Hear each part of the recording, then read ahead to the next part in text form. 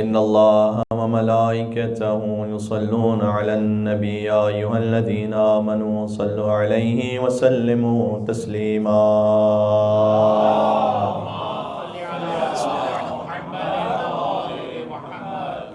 أعوذ بالله من الشيطان الرجيم. بسم الله الرحمن الرحيم. لا حول ولا قوة إلا بالله العلي العظيم. حسبنا الله ونعم الوكيل. نعم المولى ونعم النصير وبه نستعين وهو خير ناصر ومعين. وصلى الله على رسوله الكريم حبيب إله العالمين سيدنا ونبينا ومولانا بالقاسم محمد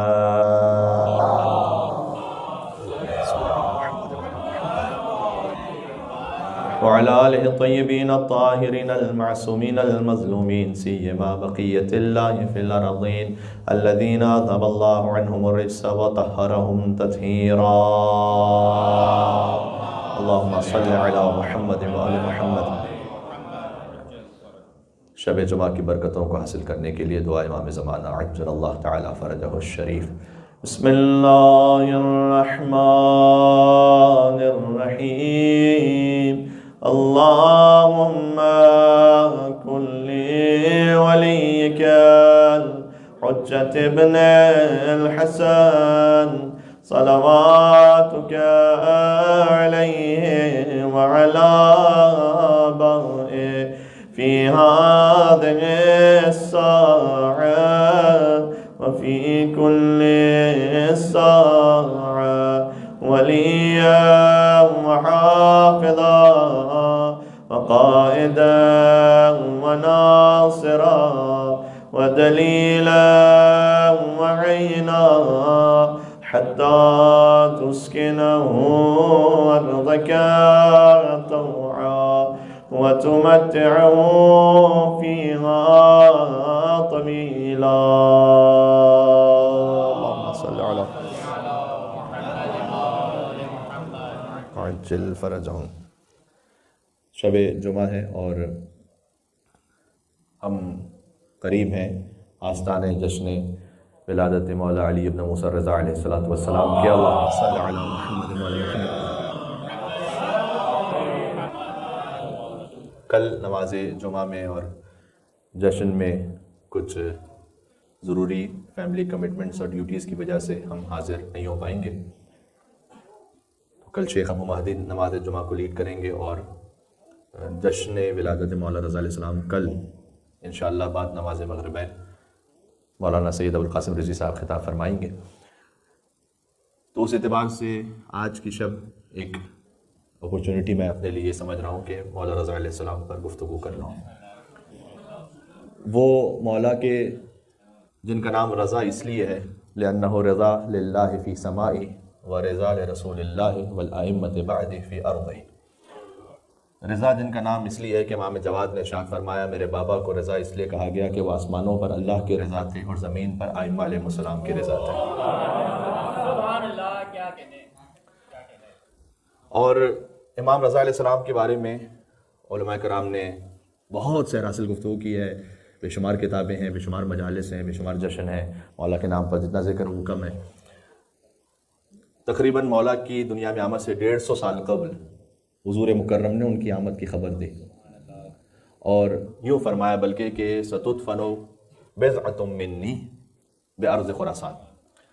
یہ تعبیر یا بی بی فاطمہ الزہرا کے لیے ملتی ہے یا مولا امام رضا علیہ السلام کے لیے ملتی ہے. بضعۃ منی کی تعبیر حضور مکرم سے کہ فاطمہ تو بضعۃ منی، فاطمہ میرا ٹکڑا ہے. اور دوسرا امام رضا علیہ السلام کے لیے ستدفن بضعۃ منی بارض خراسان. حضور نے فرمایا کہ میرا ایک حصہ، میرے وجود کا حصہ ارض خراسان پر دفن ہوگا. منظارہا مکروباً، پھر حضور ہی نے فرمایا کہ جو میرے اس وجود کے حصے کی زیارت کر لے مکروباً، اس حالت میں کہ وہ غم زدہ ہو، تو اللہ سبحانہ و تعالیٰ اس کے غم کو دور فرما دے گا. اور اگر کوئی گناہگار میرے اس وجود کے ٹکڑے کی زیارت کرے تو وہ زیارت سے واپس نہیں پلٹے گا مگر یہ کہ اللہ اس کے گناہوں کو معاف کر دے گا. یہ حضور مکرم کی بشارت ہے.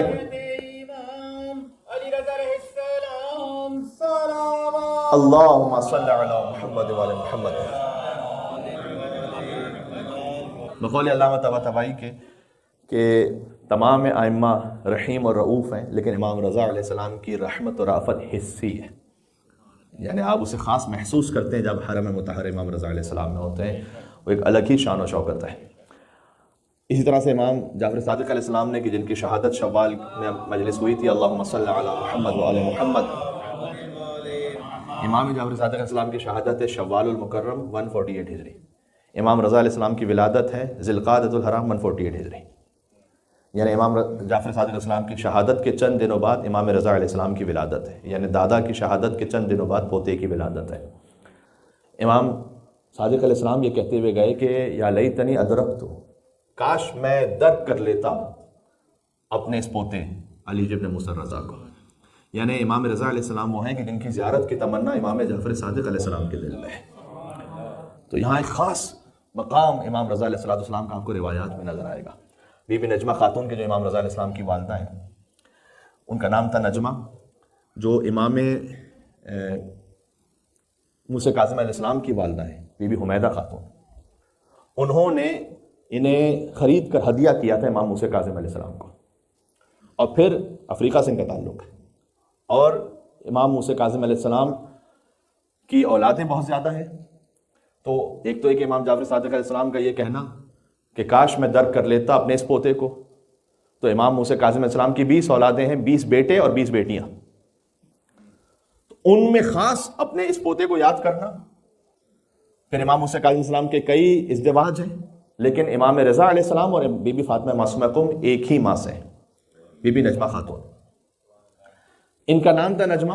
جب بی بی حمیدہ خاتون نے انہیں ہدیہ کیا امام موسیٰ کاظم علیہ السلام کو، تو امام موسیٰ کاظم علیہ السلام نے نام رکھا تختم، اور جب امام رضا علیہ السلام کی ولادت ہوئی تو ان کا لقب پایا طاہرہ، لہذا بیوی کا نام نجمہ بھی ہے، تختم بھی ہے، طاہرہ بھی ہے۔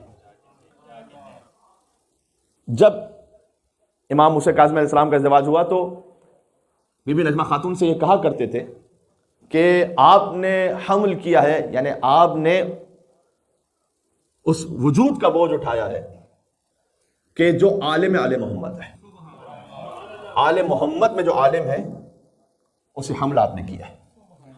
اور پھر فرماتے تھے کہ ہنی ان لک، کہ مبارک ہو آپ کو، اور بہت مبارک ہو، اور بہت مبارک ہو۔ تو امام رضا علیہ السلام کی آمد سے پہلے خاص الخاص گویا آپ کو روایات میں اہتمام ملے گا، یعنی 150 سال قبل رسول اللہ صلی اللہ علیہ وسلم کہہ کر گئے، اس کے بعد مولا جعفر صادق علیہ السلام کہتے ہوئے گئے، جو مذہب جعفری جن سے متصل منسوب ہے، اور پھر امام موسیٰ کاظم علیہ السلام یہ کہتے رہے کہ اے نجمہ خاتون، آپ نے اسے اٹھایا ہے کہ جو عالم آل محمد ہے۔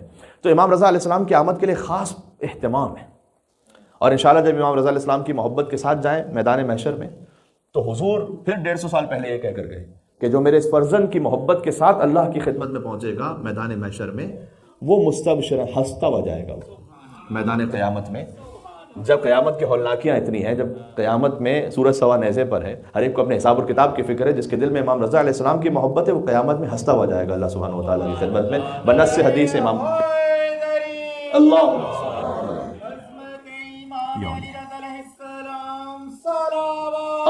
صلی علی محمد وعلی محمد۔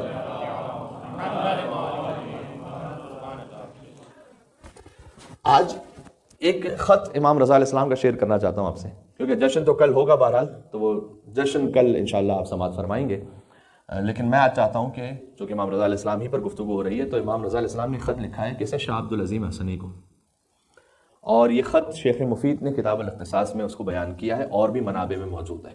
شاہ عبدالعظیم حسنی اس تعارف کے محتاج نہیں ہے، تہران کے قریب شہر رہ میں مدفون ہے، 4 ائمہ کا زمانہ دیکھا ہے، امام موسیٰ کاظم علیہ السلام، امام رضا علیہ السلام، امام جواد علیہ السلام، امام ہادی علیہ السلام۔ امام ہادی علیہ السلام انہیں انت ولی حقہ کہہ کے پکارتے تھے کہ تم ہمارے برحق ولی ہو۔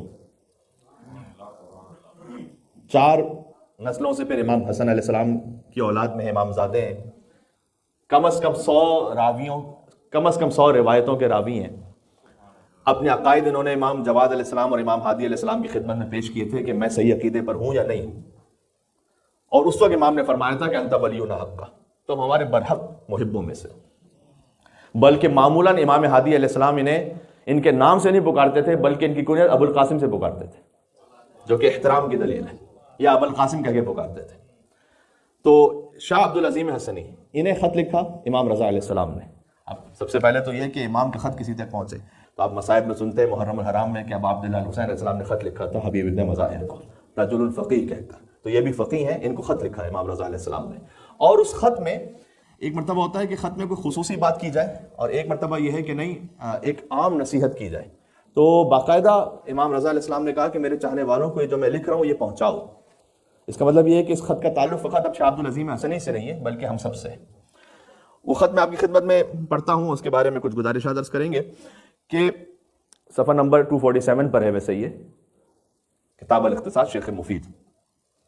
یا عبد العظیم، یہاں امام علیہ السلام نے نام سے اس خط کا آغاز کیا۔ امام رضا علیہ السلام خط لکھ رہے ہیں کہ اے عبد العظیم ابلغ انی اولیائی السلام، سب سے پہلے تو میرے چاہنے والوں کو میرا سلام پہنچانا۔ یہ خط امام کا آج تک یہ تحریر جاری و ساری ہے۔ آپ تو امام رضا علیہ السلام پر درود و سلام بھیج رہے ہیں، امام رضا علیہ السلام بھی آپ پر سلام بھیج رہے ہیں۔ سبحان اللہ، اللہم صلی علی محمد وعلی محمد۔ اس خط کا اگر آپ کو عنوان دینا چاہیں تو عنوان یہ ہے کہ ایکسپیکٹیشنز آف امام رضا علیہ السلام فرام ہز بلیور، کیا توقع ہے امام رضا علیہ السلام کو ان کے محب سے۔ وَقُلْ لَهُمْ، پھر امام نے کہا کہ میرا سلام پہنچانا میرے اولیاء کو، یعنی میرے محبین کو، موالیوں کو۔ وَقُلْ لَهُمْ، اور ان سے یہ کہنا، یہ اس بات کی دلیل ہے کہ یہ خط فقط مخصوص نہیں ہے شاہ عبد العظیم سے، امام نے کہا ان سے کہنا میری جانب سے۔ لا يجعلوا للشیطان علی انفسہم سبیلا، سب سے پہلے تو اپنے نفس میں شیطان کو راہ نہ دیں، یہ پہلی نصیحت ہے امام رضا علیہ السلام کی۔ اس لیے کہ شیطان کو اگر راہ دیا یا میں نے، تو پھر ایک مرتبہ جب شیطان کو راہ مل جاتی ہے تو اس کے بعد پھر جو مومن کا قلب اور اس کا نفس ہے اس کی آماجگاہ ہو جاتی ہے۔ اب شیطان کو راہ ملتی کیسے؟ کسی کی نگاہوں سے شیطان کو راہ مل جاتی ہے، کسی کی زبان سے شیطان کو راہ مل جاتی ہے، کسی کے برے و فاسد عمل سے شیطان کو راہ مل جاتی ہے۔ بل انسان علی نفسہ بصیرہ، ہر ایک انسان کے اندر کہیں نہ کہیں کوئی ایک کمزوری ہوتی ہے۔ اللہ تعالیٰ نے کہا ہر انسان اپنے آپ کو بہتر جانتا ہے، میں آپ کو نہیں جانتا، آپ مجھے نہیں جانتے، لیکن ہر انسان اپنے آپ کو بہتر جانتا ہے۔ ہمارے استاد محترم کے قوم میں بہت خوبصورت جملہ تھا، کہتے تھے کہ ہم بت شکن کے ماننے والے ہیں نا، مولا علی ابن ابی طالب علیہ السلام کے ماننے والے ہیں۔ کبھی کبھی ہمارے اندر بھی کوئی نہ کوئی بت ہوتا ہے۔ اب وہ جو بت ہے نا، وہ کوئی باہر سے آ کے نہیں توڑ سکتا، آپ کے اندر کا بت آپ نے خود توڑنا ہے، کیونکہ کوئی اور اس بت کو جانتا ہی نہیں۔ مثال کے طور پر آپ نہیں جانتے کہ میرے اندر کون سا ایسا ایک گویا بت بنا ہوا ہے، کون سا ایسا ویک پوائنٹ ہے، آپ نہیں جانتے، وہ میں جانتا ہوں، اسے میں نے خود توڑنا ہے، آپ نے خود توڑنا ہے اسے، جو آپ کے اندر کا شیطان ہے۔ تو سب سے پہلے امام رضا علیہ السلام نے پہلی نصیحت کی شاہ عبد العظیم کو کہ ہمارے ماننے والوں کو یہ کہنا کہ دیکھو شیطان کو اپنی زندگی میں کوئی سبیل نہ دیں، راہ نہ دیں۔ وَمُرْهُمْ، اور انہیں حکم دینا۔ امام کہہ رہے ہیں شاہ عبد العظیم کو کہ ہمارے چاہنے والوں کو حکم دینا، فقط سجیشن نہیں ہے، یہ حکم ہے۔ بِالصِّدْقِ فِي الْحَدِيثِ وَأَدَاءِ الْأَمَانَةِ، کہ دیکھو کچھ ہو جائے، بولنا سچ اور امانت کو ادا کرنا۔ سبحان اللہ۔ میں آپ کے سامنے ایک روایت ایک مومن کے گھر کی مجلس میں پڑھ چکا ہوں کہ جہاں امام نے ارشاد فرمایا کہ اگر تم چاہتے ہو کہ تمہاری تجارت میں دوسروں کا مال بھی شامل ہو جائے تو سچ بولو اور امانت کو ادا کرو۔ فقط تم اپنے مال سے تجارت نہیں کرو گے، دوسروں کا مال بھی تمہارا بن جائے گا، یعنی کیپٹل تمہارا اس طرح سے بڑھ جائے گا۔ امام علیہ السلام یہ کہنا چاہتے ہیں اگر تم نے سچ بولا، امانت کو وقت پہ ادا کیا، تو یہ تو ایک ایسا اصول ہے۔ سبحان اللہ۔ وَأْمُرْهُمْ بِالسُّكُوتِ وَتَرْكِ الْجِدَالِ، امام علیہ السلام کی ایک ہدایت پر عمل ہو جائے، میرے خیال میں 80% کمیونٹی کے مسئلے حل ہو جائیں اور فیملیز کے مسئلے حل ہو جائیں، آپس کی جو ناچاکیاں وہ ختم ہو جائیں۔ وَأْمُرْهُمْ، اور انہیں حکم دینا بالسکوت، کہ خاموش رہنا سیکھیں، خاموش رہیں۔ ہر وقت بولنا عبادت نہیں ہوتا، کبھی خاموش رہنا بھی عبادت ہوتا ہے۔ بات ہو رہی ہے؟ سبحان اللہ۔ اللہم صلی علی محمد وعلی محمد۔ خاموش رہیں۔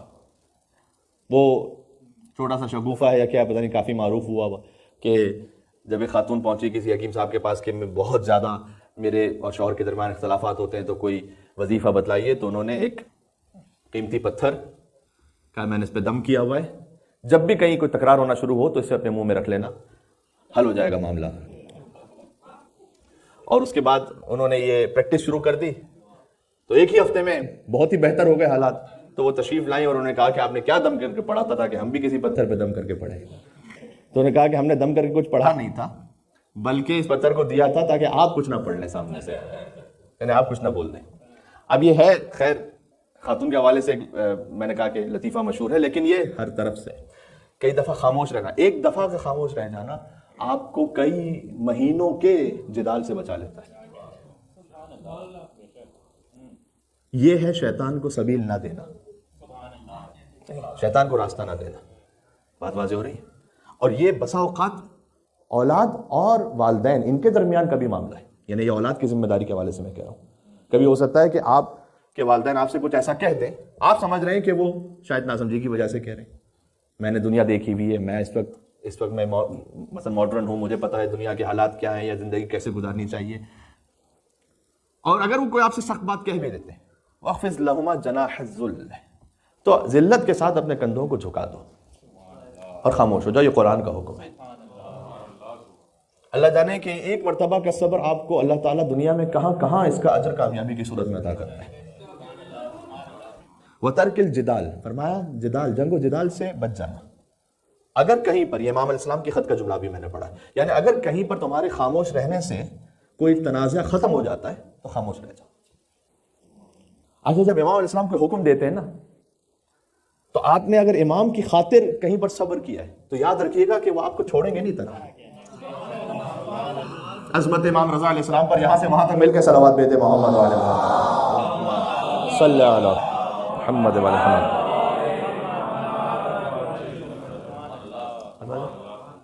فیما لا یعنیہم، فرمایا ان چیزوں پہ بالخصوص خاموش ہو جانا کہ جن کا کوئی معنی نہیں ہے، کوئی سبسٹنس نہیں ہے کہیں۔ ساس نے بہو کو یوں کہا، بہو نے ساس کو یہ ایسے کیوں جواب دیا، اس کے پاس جب شادی پہ گئے تھے تو یہ کیوں گفٹ دیا تھا، اور ہمارے پاس آئے تو وہ کیوں گفٹ دیا۔ یہ وہ باتیں ہیں کہ جس پہ کوئی اس کا کوئی ویٹ نہیں ہے کوئی۔ امام علیہ السلام نے کہا ایسی باتوں میں خاموش ہو جاؤ، جدال کو چھوڑ دو۔ وَإِقْبَالِ بَعْضِهِمْ عَلَى بَعْضٍ، اور امام نے کہا شاہ عبد العظیم سے کہ ہمارے اولیاء کو یہ حکم دینا کہ وہ ایک دوسرے کی طرف رخ کریں۔ کیا مطلب اس کا؟ وَالْمُزَاوَرَةِ، اور زیارت کریں ایک دوسرے کی، یعنی ایک دوسرے سے ملتے جلتے رہیں۔ آپ کا خود شب جمعہ یہاں پر تشریف لانا امام رضا علیہ السلام کی اس نصیحت پر عمل ہے۔ آپ کا اپنے بچوں کو یہاں پر لے کر آنا، مدرسے میں آنا، یہ امام رضا علیہ السلام کی اس نصیحت پر عمل ہے کہ ایک دوسرے سے اچھے لوگوں سے ملتے رہیں۔ جب آپ اچھے لوگوں سے ملتے رہیں گے خود بخود یہ اچھائی منتقل ہوگی۔ فَإِنَّ ذَلِكَ قُرْبَةٌ إِلَيَّ، لوگ کہتے ہیں کہ امام رضا علیہ السلام سے ہم قریب ہونا چاہتے ہیں، مولانا صاحب کیسے قریب ہوں؟ زری پہ جاتے ہیں تو فرض کیجیے کہ زری پہ بوسہ نہ دے پائیں تو دل میں ایک خیال آتا ہے کہ ہم زیارت کے لائے لیکن زری پہ بوسہ نہیں دے پائے، تو یقیناً آپ کو جب موقع ملے تو زری پہ بوسہ دیجیے، لیکن بوسہ دینا جو ہے وہ زیارت کا لازمی حصہ نہیں ہے۔ آپ حرم امام رضا علیہ السلام میں پہنچے زیارت کی نیت سے تو یہ زیارت ہے۔ جب قریب ہونا چاہتے ہیں نا امام رضا علیہ السلام سے تو یہ ہزاروں کلومیٹر دور رہ کر بھی قریب ہو سکتے ہیں۔ امام علیہ السلام نے کہا کہ اگر ہمارے چاہنے والے ایک دوسرے کی طرف رخ کریں اور زیارت کریں ایک دوسرے کی، فَإِنَّ ذَلِكَ قُرْبَةٌ إِلَيَّ، یہ ان کا ایک دوسرے سے ملنا میری قربت کا سبب ہے۔ سبحان اللہ، یا علی،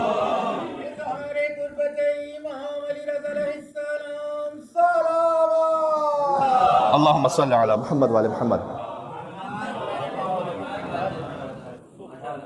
کتنا لطیف خط ہے یہ، کتنے سارے ہمارے سوشل کمیونٹی ایشوز کو یہ ایڈریس کرتا ہے ایک ایک لفظ میں۔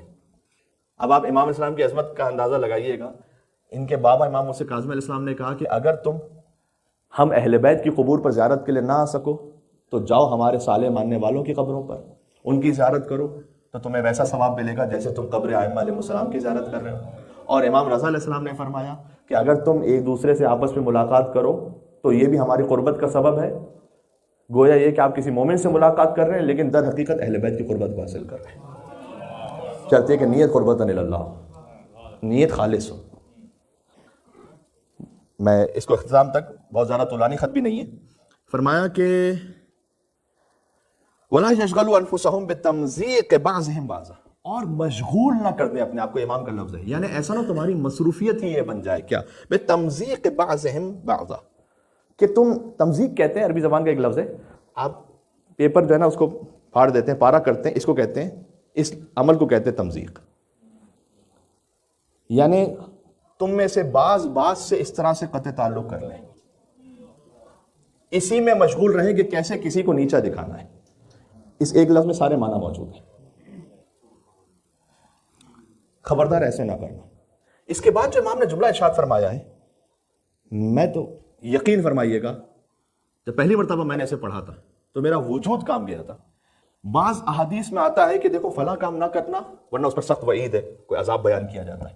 یہاں پر یہ نہیں ہے، یہاں پر اس سے بڑھ کر ایک بات ہے کہ دیکھو ایک دوسرے سے تعلقات میں اس طرح سے نہ کرنا کہ جیسے تم پارا کر دو، اور اسی میں پوشیدہ ہے ذلت کے ساتھ. در حقیقت یہ مطلب ہے کہ تم چاہو کہ کسی کو ذلیل و خوار کرو. ہمارے چاہنے والے ایک دوسرے کو کیوں؟ فَإِنِّي آلَيْتُ عَلَى نَفْسِي، اس جملے پہ غور کیجئے گا، اس لیے کہ میں نے اپنے اوپر واجب کیا ہوا ہے. امام رضا علیہ السلام کہہ رہے ہیں میں نے اپنے اوپر واجب کیا ہوا ہے. أَنَّهُ مَنْ فَعَلَ ذَلِكَ، جو کوئی ایسا کرے، وَأَسْخَطَ وَلِيًّا مِّنْ أَوْلِيَائِهِ، اور اس عمل سے میرے چاہنے والوں میں سے کوئی ایک چاہنے والا بھی ناراض ہو جائے، دعوت اللہ لیعذبہ فی الدنیا، میں دعا کروں گا اللہ سے کہ اسے دنیا میں عذاب کرے. میں نے اپنے اوپر یہ واجب کیا ہوا ہے. اب مجھے بتائیے امام رضا علیہ السلام کی دعا یہ پوری ہوگی یا نہیں ہوگی؟ تو ہوگی. تو کہاں جائیے گا پھر بچ کے؟ امام نے کہا کہ یہ جو ہم بہت مرتبہ سنتے ہیں نا کہ مولانا صاحب پتہ نہیں کیا ہو گیا، وہ اولاد تو اچھی بھلی، ہم سب ایک ساتھ ہوتے تھے، ہمارا جو تعلق تھا وہ بڑا اچھا تھا، اچانک سے بس ہماری بات ماننا چھوڑ دی اس نے. آتے ہیں بہت سارے لوگ آتے ہیں آ کے کہتے ہیں کہ مولانا صاحب وہ تو ہمارے ساتھ ہی نہیں بیٹھا، ہمارا بیٹا ہماری بیٹی ہمارے ساتھ ہی نہیں بیٹھنا چاہتے، بس اپنے روم میں ہی ہوتے ہیں. اس کے بہت سارے اسباب ہیں. مثال کے طور پر ہمیں یہ دیکھنا پڑے گا، امام رضا علیہ السلام کہہ رہے ہیں کہ میں نے خدا سے دعا کی ہے اور اپنے اوپر واجب کر دیا ہے کہ اگر کوئی میرے کسی اور چاہنے والے کے لیے ذلت و خواری کا اہتمام کرے گا تو میں اللہ سے دعا کروں گا کہ اللہ اسے دنیا میں عذاب دے گا یہیں پر. تو کہیں اس کی وہ وجہ تو نہیں، کہیں دفعتاً میرے خاندان میں رزق کے معاملے میں کوئی مشکل پیش آنا شروع ہو گئے تو کہیں کوئی اور ایسا تو نہیں کسی مومن کو ناراض کی. بات واضح ہے. اس پہ یہ بھی یاد رکھیے گا، کبھی اس پہ گفتگو کروں گا انشاءاللہ، کہ ویسے تو تربیت اولاد کا جو عمل ہے وہ در حقیقت ولادت سے پہلے ہی شروع ہو جاتا ہے، اور اس میں بہت سارے کریٹیکل مراحل ہیں، اور بالخصوص جب ایج پہنچ جاتی ہے 11-12 سال. کتنے ہی والدین ایسے ہیں جنہوں نے ہم سے اپنا فیڈ بیک یہ شیئر کیا کہ مولانا صاحب ایسا لگتا ہے کہ 10-11 سال تک بہت اچھا تھا تعلق ہمارا اپنے بچوں کے ساتھ، دفعتاً ایسا ہوا چند مہینوں میں کہ جیسے گویا ہاتھ سے سلپ ہو گیا معاملہ. وہ پہلے اتنا موبائل پہ نہیں تھا، وہ پہلے اتنا گیمنگ میں نہیں تھا، اب یہ کہ کبھی گیمنگ کی لت ہو گئی ہے، کبھی کوئی چیٹنگ کی لت ہو گئی ہے، کبھی کسی اور چیز کی ہو گئی ہے، اور اتنا زیادہ فرسٹریشن اور اریٹیشن ہے کہ اگر ہم ذرا سی بات کرتے ہیں تو سامنے سے جھنجھلا جاتا ہے اور گھننا آ جاتا ہے. اور یہ سب بہت اچھا تھا لیکن چند مہینوں میں پتہ نہیں کیا ہو گیا. تو یہ ایج بھی بڑی کریٹیکل ہوتی ہے، اس پہ بہت زیادہ توجہ دینے کی ضرورت ہوتی ہے والدین کو. اس میں بہت ساری چیزیں انشاءاللہ پھر بات کرتے رہیں گے کہ سب سے پہلے تو یہ کہ خود ہم اپنے عمل سے جواز نہ فراہم کریں کہ جب میرے ہاتھ میں اگر 24 گھنٹوں میں سے 20 گھنٹے موبائل ہے تو پھر بچے کو آپ کیسے روکیں گے. مثال کے طور پر ان کے ساتھ جو تعلق ہے، چاہے وہ آؤٹنگ کی صورت میں ہے، 2 یا 3 دن آپ کہیں پہ چلے جائیں اپنی فیملی کو لے کر، جہاں پہ کوئی موبائل کوئی لیپ ٹاپ نہیں ہے، جہاں فقط آپس میں گفتگو ہے، آپس میں کھیلنا ہے، آپس کی انٹرٹینمنٹ بس. اور اگر آپ یہ تربیت اولاد کی نیت سے کریں تو یقین جانیں یہ بھی عبادت ہے. ایک بہت خوبصورت جملہ احادیث سے بھی حاصل ہوتا ہے کہ ایک مومن ہے نا کبھی بھی بند گلی میں نہیں پھنستا. شریعت میں بند گلی ہے ہی نہیں، یہ نہیں کہ راستہ بند ہو گیا کیا کریں، نہیں، یہ ہمارا دین ہے، اس کی وسعت ہے اور ہمارے اور یہ بھی بعض مرتبہ عرض کر چکا ہوں کہ ضرور اسے اپنے پلان میں رکھیں کہ سال میں ایک مرتبہ اگر فائنینشلی اجازت نہ دے سکے آپ کا بجٹ تو 2 سال میں ایک مرتبہ بہرحال آپ اپنے بچوں کو زیارت پہ لے کے جائیں. وہ کام کہ جو یہاں پر 100 مجلسوں سے نہیں ہوگا وہ ایک حرم امام رضا علیہ السلام کی زیارت سے ہوگا.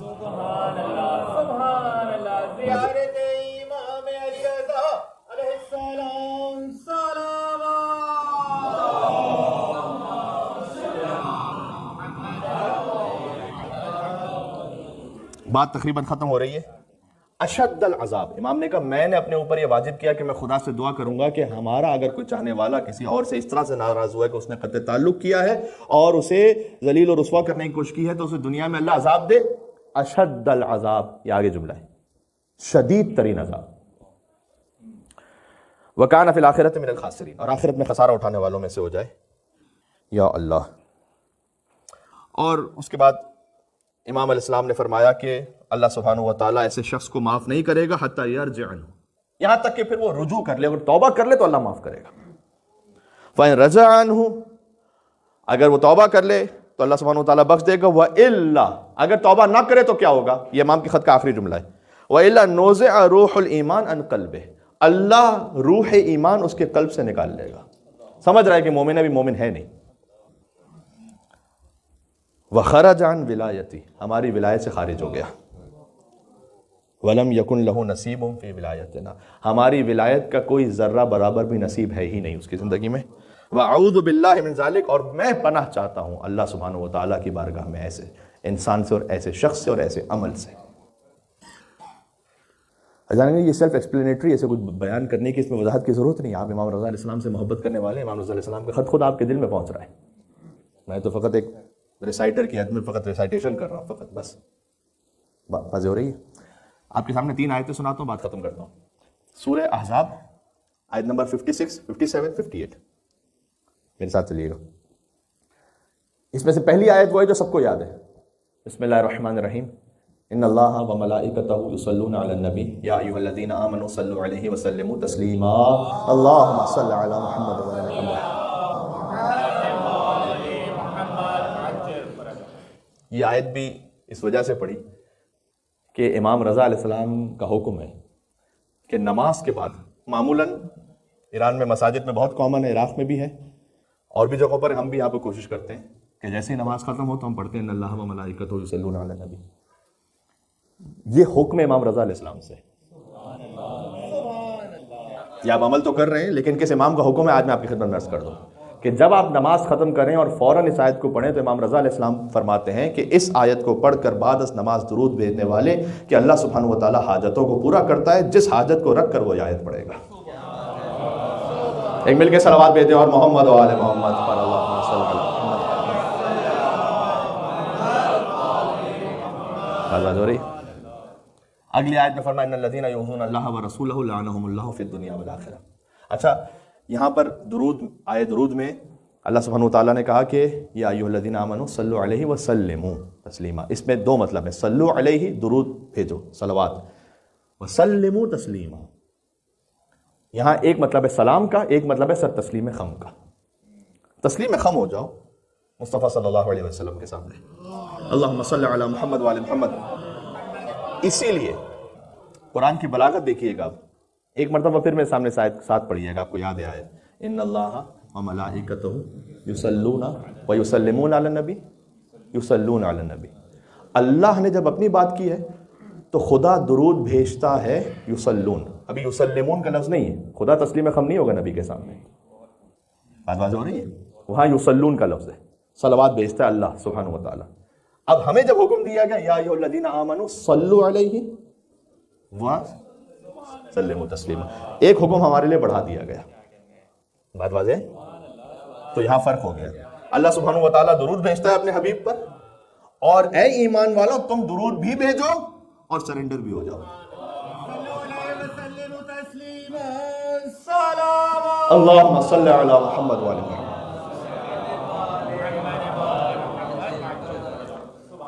پھر ان الذین یؤذون اللہ ورسولہ لعنہم اللہ فی الدنیا والآخرہ. جو اللہ اور اس کے رسول کو اذیت پہنچائے تو اللہ لعنت بھیجتا اس پر دنیا اور آخرت میں.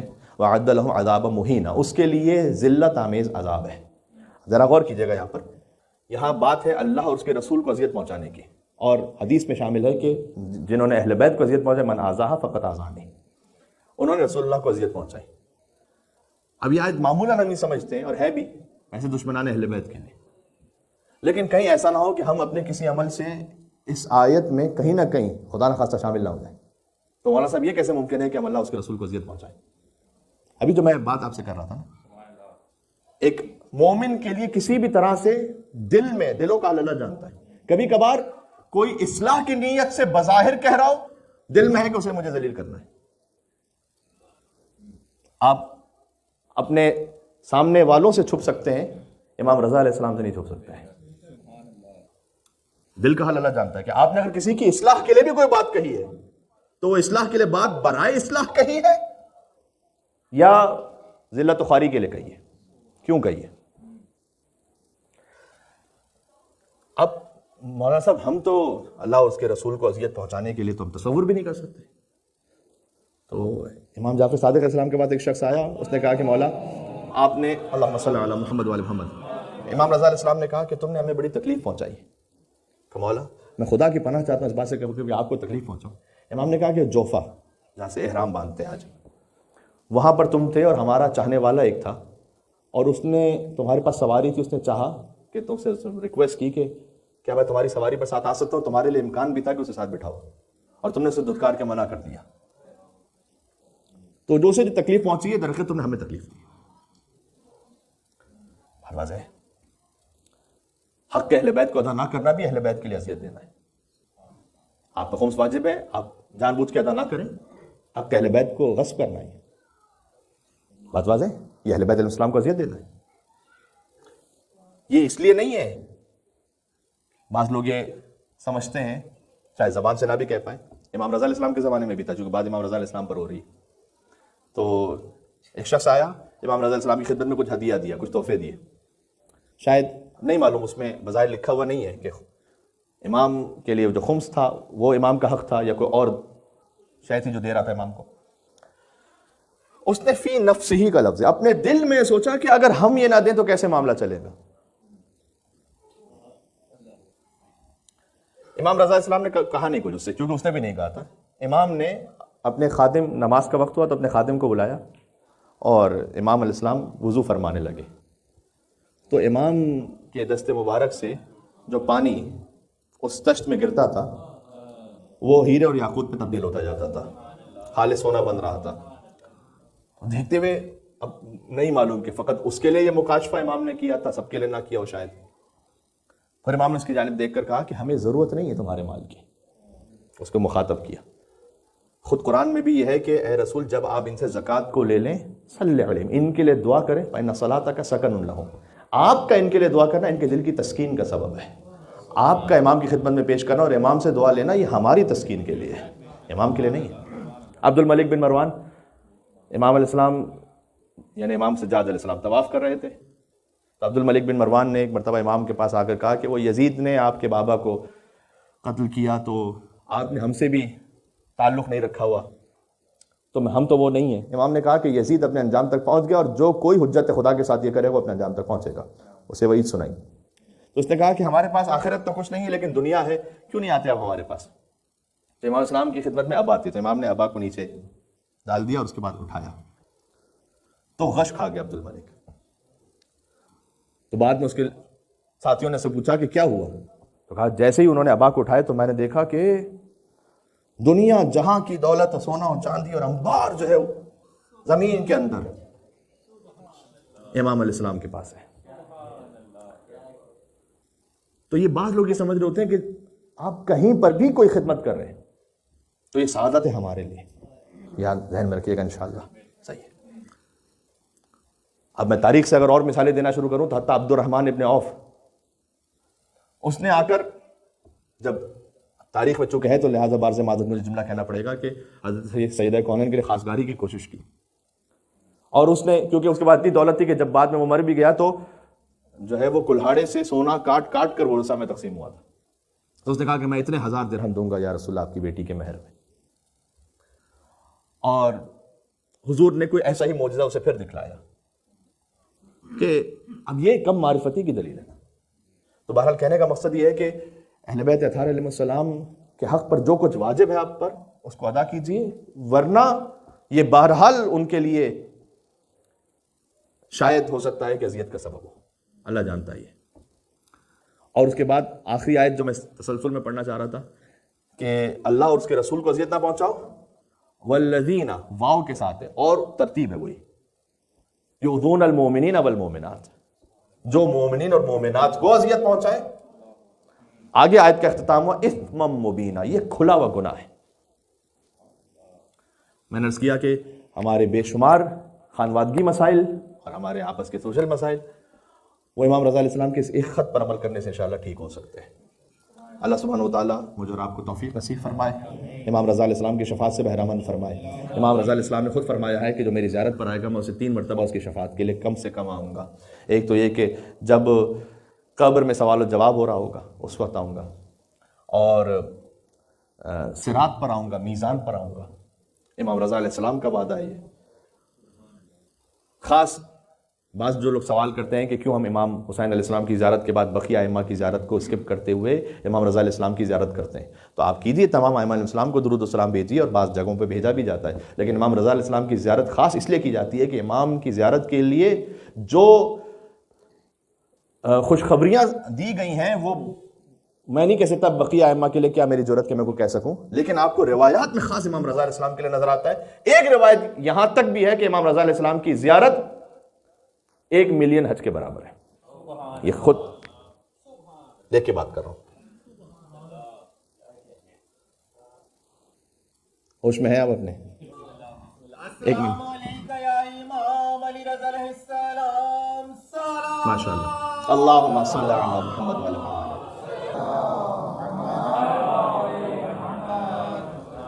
جب مرکز عصمت کی جانب سے کوئی ایسی بات ہو تو پھر امام ہی جانتے ہیں کسی کیا مسئلے آتے ہیں. 1 ملین حج، بلکہ بعض روایات کے مطابق ایک اعتبار سے امام رضا علیہ السلام کی زیارت کو امام حسین علیہ السلام کی زیارت سے بھی زیادہ افضل اس اعتبار سے شمار کیا گیا ہے کہ امام نے اس کی وجہ یہ بیان کی کہ امام حسین علیہ السلام تک جو زیارت کے لیے آتے ہیں وہ ہمارے اپنے بھی ہیں اور غیر بھی ہیں. مجھے زیادہ تفصیل میں جانے کی ضرورت نہیں، آپ دیکھتے ہیں وہاں پر. کہا لیکن جو علی ابن موسیٰ رضا کی زیارت پر آئے، جو انہیں امام سمجھتے ہوئے آئے، امام علی ابن موسیٰ رضا علیہ السلام کی زیارت پر امام رضا کا زائر وہ ضمانت ہے اس بات کی کہ وہ 12 کا ماننے والا ہے، کہیں روکا نہیں ہے درمیان میں. بات سمجھ میں آ رہی ہے میں کیا کہنا چاہ رہا ہوں؟ ہاں کوئی یہ کہے کہ مولانا صاحب وہاں تو غیر شیعہ بھی بہت سارے آتے ہیں لیکن وہ امام سمجھتے ہوئے نہیں آتے. امام حسین علیہ السلام کو امام سمجھتے ہوئے آتے ہیں بہت سے وہ لوگ کہ جو 12 امامی نہیں ہیں. بات واضح ہو رہی ہے؟ مولا علی علیہ السلام کی زیارت میں بہت سے ایسے لوگ آتے ہیں جو انہیں امام سمجھتے ہیں لیکن وہ 12 امامی نہیں ہیں.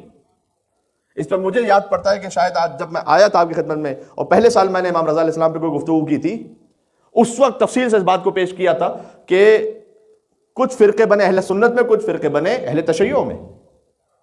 شیعوں میں کیا فرقے نہیں بنے؟ بالکل بنے. حتیٰ یہ کہ کیسانیہ فرقہ بنا اور محمد حنفیہ کو بھی امام ماننے والے بن گئے، حضرت مختار کو امام ماننے والے بن گئے. زیدیہ تو بہت ہی زیادہ مشہور ہے. پھر شش امامی شیعہ بنے، اسماعیلی بنے ہیں، بوہری بنے ہیں، واقفیہ جنہوں نے کہا کہ 7ویں امام کے بعد امامت رک گئی ہے. ان میں سے ایک 7ویں امام کا جو وکیل تھا اس کے پاس ہزاروں درہم تھے، تو اگر وہ تسلیم کر لیتا کہ امام موسیٰ کاظم علیہ السلام کی شہادت ہوئی ہے تو سب کو دینا پڑتا ہے امام رضا علیہ السلام کو. ایمان بہک گیا. انہوں نے کہا امامت ہی رک گئی ہے، وقف، امامت وقف ہو گئی، سٹاپ ہو گئی. امام موسیٰ کاظم علیہ السلام کی تو شہادت ہی نہیں ہوئی. تو مولا علی کو ماننے والے ضروری نہیں ہے کہ وہ آخر تک ماننے والے ہوں، 12ویں امام تک. کچھ تھے کہ جنہوں نے امام حسین علیہ السلام کو مانا، اس کے بعد امام زین علیہ السلام کو امام نہیں مانا، حضرت زید شہید کو امام مانا، جبکہ حضرت زید شہید نے کبھی اپنی امامت کا دعویٰ نہیں کیا تھا. یہ مثال حضرت عیسیٰ ابن مریم جیسی ہے کہ انہوں نے کبھی یہ نہیں کہا تھا کہ میں خدا کا بیٹا ہوں، لیکن ان کے ماننے والوں نے بنا دیا. بات واضح ہو رہی ہے؟ بعض لوگ تھے جو امام محمد باقر علیہ السلام تک آئے، امام جعفر صادق علیہ السلام تک آئے، لیکن نہیں مانا امام موسیٰ کاظم علیہ السلام کو. وہ تو بہت ہی مشہور ہے. اور امام موسیٰ کاظم علیہ السلام کو بھی ماننے والے بعض تھے کہ جو امام رضا علیہ السلام کو ماننے والے نہیں بنے، لیکن جس نے امام رضا علیہ السلام کو امام مانا اس نے 12ویں تک مانا. امام رضا علیہ السلام کے جشن میں آنے والا اس بات کو بتلا رہا ہوتا ہے کہ میں 12 امامی شیعہ ہوں. امام حسین علیہ السلام کے جشن میں آنے والا ضروری نہیں کہ اس بات کا اعلان کرے. بات واضح ہے؟ تو یہ خاص امتیازات ہوتے ہیں ہر امام کے. تو امام رضا علیہ السلام کی یہ نصیحت انشاءاللہ جو انہوں نے عبدالعظیم کے ذریعے سے ہم تک پہنچائیں، اللہ سبحانہ وتعالیٰ میں عمل کرنے کی توفیق عطا فرمائے. شب جمعہ ہے، 2 جملے سن لیجئے گا. امام رضا علیہ السلام نے خود اپنی شہادت کی خبر دی ارسما کو، اور یہ کہا کہ مجھے دربار میں بلایا جائے گا اور دھاگوں میں زہر ملا کر انگور اس میں پروئے جائیں گے اور ہاتھوں کو زہر آلود کر کے انگوروں کو ہاتھوں سے نچوڑا جائے گا. اور جب میں واپس آؤں ارسما تو میں اپنے حجرے میں چلا جاؤں گا. کچھ دیر بعد میرا بیٹا محمد تقی معجزے سے مدینہ سے خراسان پہنچے گا. لا یوم کا یوم کا یا ابا عبداللہ حسین علیہ السلام. امام حسین علیہ السلام کے مصائب جیسے کسی کے مصائب نہیں ہیں. اور کیوں؟ اس لیے کہ کسی امام کی شہادت کے بعد ان کی بچی کو تماچے نہیں مارے گا. کسی امام کی شہادت کے بعد نہیں لکھا کہ اور امام کی بہن کے سر سے چادر چھین لی گئی ہو. یہ فقط امام حسین علیہ السلام کے مصائب ہیں. تو مولا جب پہنچے وہاں پر اور مامون نے کچھ انگور پیش کیے، امام نے کچھ تناول فرمائے کہ کچھ اور بھی لیجیے گا فرزند رسول کا، جو تو چاہتا ہے اس کے لیے بہت ہے. کہا مجھ پہ شک کر رہے ہیں، تھوڑا سا اور کھائیے گا. امام نے کہا جنت کے انگور اس سے بہتر ہیں. اور یہ کہہ کر امام اسلام باہر نکلے. جب امام اسلام تشریف لائے تو رسمہ کہتا ہے کہ ویسے ہی ہوا، امام اپنے بیت الشرف میں گئے اور اس کے بعد زہر کی شدت سے تڑپتے رہے، یہاں تک کہ میں نے دیکھا کہ حجرے میں ایک نور بلند ہوا اور ایک 8 سال کا بچہ پہنچا. یہ امام محمد تقی علیہ السلام تھے کہ جو مدینہ سے معجزے کے ذریعے پہنچے تھے. اللہ اکبر. اب امام رضا کا خود حکم ہے، فرزند شبیب سے کہا یبن شبیب ان کنت باقیا لشیء، تجھے کسی بھی شے پر رونا آئے فابکی للحسین، حسین پر ضرور رونا. فإنه ذبح كما يذبح الكبش، اس لیے کہ حسین کو بھیڑ بکریوں کی طرح ذبح کیا گیا. یہ امام رضا علیہ السلام کا فرمان نہ ہو تو کون کہہ سکتا ہے اس جملے کو اپنی زبان سے؟ فرمایا کسی بھی شے پر رونا آئے، یعنی اگر یہ کہ تمہارے باپ کا انتقال ہو جائے تو بھی حسین پر رو، ماں گزر گئی ہے حسین پر رو، کوئی اور غم ہے حسین پر رو، کسی امام کی مجلس ہے حسین پر رو. دیکھو حسین پر ضرور رو، فبکی للحسین، کسی بھی شے پر رونا ہو تو حسین پر ضرور رونا. ایک روایت اور ہے، بظاہر شاید امام رضا علیہ السلام ہی سے روایت ہے، کہ میرے جد امام محمد باقر نے یہ فرمایا کہ حسین کو ایسے مارا گیا جیسے رسول اللہ نے جانوروں کو مارنے سے بھی منع کیا تھا. یہ کیوں ہے روایت؟ اس لیے کہ رسول اللہ نے یہ حکم نہیں دیا کہ جانور کو 3 دن تک پیاسا رکھو اور پھر مارو. جانور کو ذبح کرنے سے پہلے پانی پلاتے ہیں. رسول اللہ نے حکم دیا کہ اگر جانور کو ذبح کرو تو تیز خنجر سے ذبح کر لو تاکہ تکلیف کم سے کم ہو اور وہ ذبح ہو جائے. حسین کو کن خنجر سے 13 ضربتوں سے مارا گیا. یہ بھی بہتر قرار دیا گیا کہ جانور کو اس کے ہم جنس کے سامنے نہ ذبح کرو. یعنی اور بالخصوص اگر کسی جانور کو ذبح کر رہے ہیں تو اگر بکری ہے مثلا ماں ہے اس کی سامنے، اس کو ایک طرف کر دو، اس کے سامنے نہ ذبح کرو. یہ جانوروں کو ذبح کرنے کے آداب تھے کہ جو رسول اللہ نے بیان فرمائے. یا رسول اللہ آپ کا نواسہ ایسے ذبح ہوا کہ ایک طرف سے بہن دیکھ رہی تھی، دوسری طرف سے ظالموں نے لاشیں کا یہ حال کر دیا کہ جب بیٹی باپ کے لاشیں پر پہنچی تو پہچان نہ سکے. اور فرمایا بابا کہاں ہے بابا، شمر تماچے مار رہا. آواز آئی بے سر کے لاشے سے الیہ الیہ یا بنیہ. یہ حسین نے 2 مرتبہ پکارا تھا. یہ اپنے اکبر کے لے کہا ادعونی یا بنیہ، یہ اپنی سکینہ کے لے کہا الیہ الیہ یا بنیہ. وَسَيَعْلَمُ الَّذِينَ ظَلَمُوا عَلَى مُحَمَّدٍ أَيَّا مُنْقَلَبٍ يَنْقَلِبُونَ. السلام علیکہ یا ابا عبداللہ السلام على الحسين وعلى علي بن الحسين وعلى أولاد الحسين وعلى أصحاب الحسين.